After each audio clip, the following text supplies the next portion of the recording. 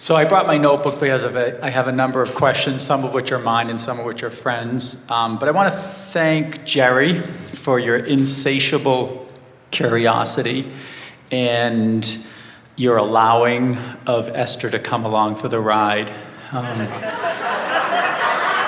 And Esther, obviously I want to thank you for eventually becoming so open and agreeing to be Abraham's vehicle into the physical at this time. She does a good job at that. She gets out of the way. She does. Yeah.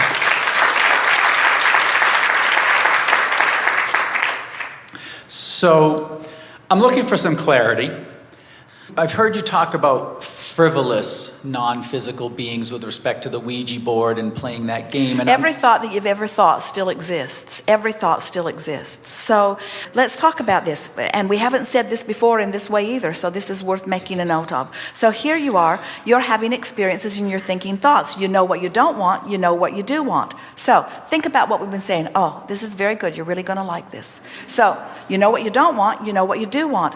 And you now know where you know what you do want thoughts go, don't you? You know what you do want thoughts go into this vibrational escrow. It becomes the future experience. It becomes the beingness of the source energy. Where do you think that I know where I don't want thoughts go?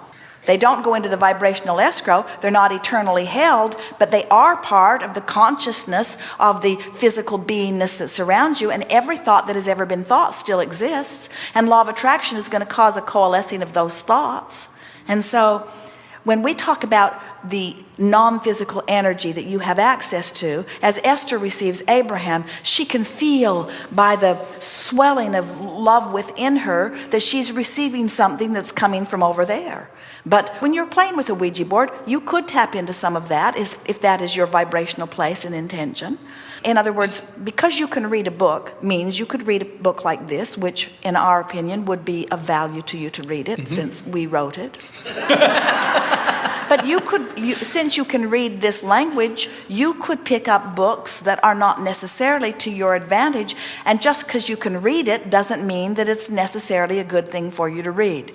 Well, people who can tap into vibration and read it, just because you can read vibration doesn't mean that some of the vibration that you tap into is necessarily good for you. But the difference between picking up a book and reading it is that you could pick up any book and read it. Somebody could hand you a book, but if you feel an aversion to it, that means that book and you are not on the same vibrational wavelength. So sometimes people can get into such a chronic pattern of feeling despair that then they become a vibrational match to thought forms. They're non-physical in the sense that they haven't materialized yet, but they are still a real and viable experience. And that's why the experiences that are scary to people, that's why they think that there are paranormal experiences that are evil in nature. Nothing can assert itself into your experience. Every bit of it, you must be a vibrational match to it in order to experience it. But you could be a vibrational match to unwanted things, and that's all that is. I want to interrupt you just to get something on here. You said earlier how Esther had tremendous fear of the Seth books. She was afraid of the supernatural. She was afraid of the Ouija board. She was afraid of the devil.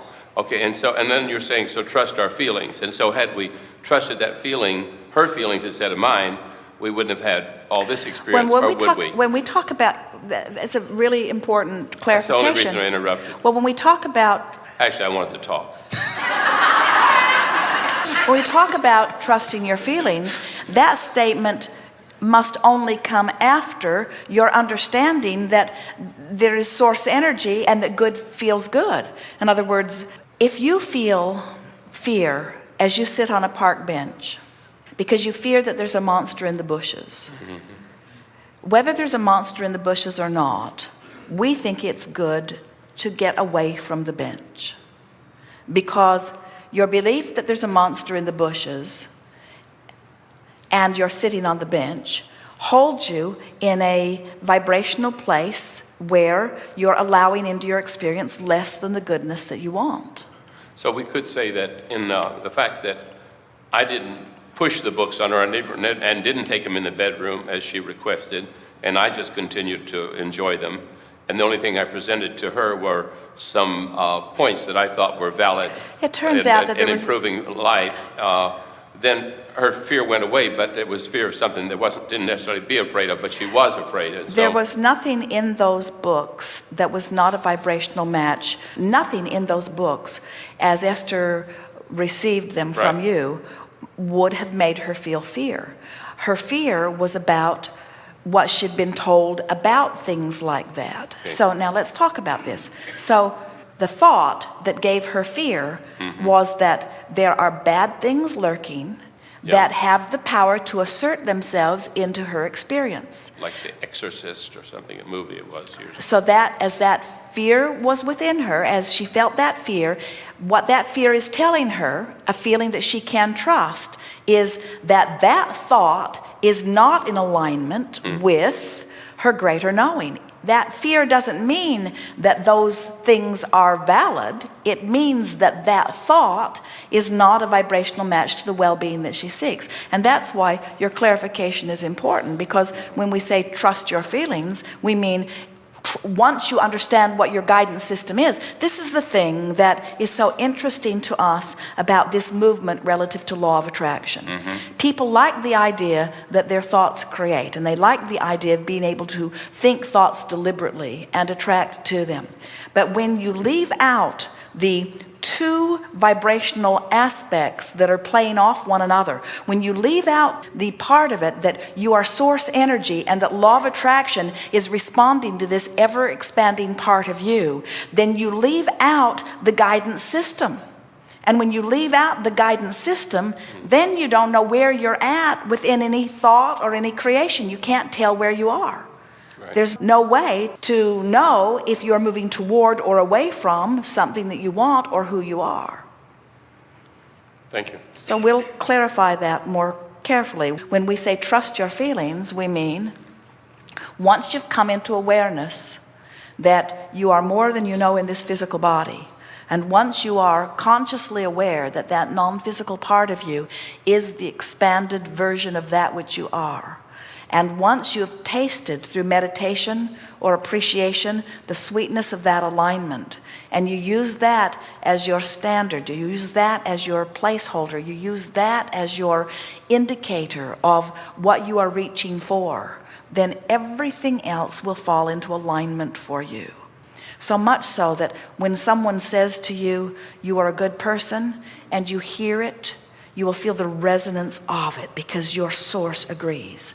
But when someone says you are inappropriate, you have touched someone in a way that is offensive, and you feel that gut-wrenching discord within you because they are activating within you, or doing their best to, a feeling of unworthiness that the source within you does not feel.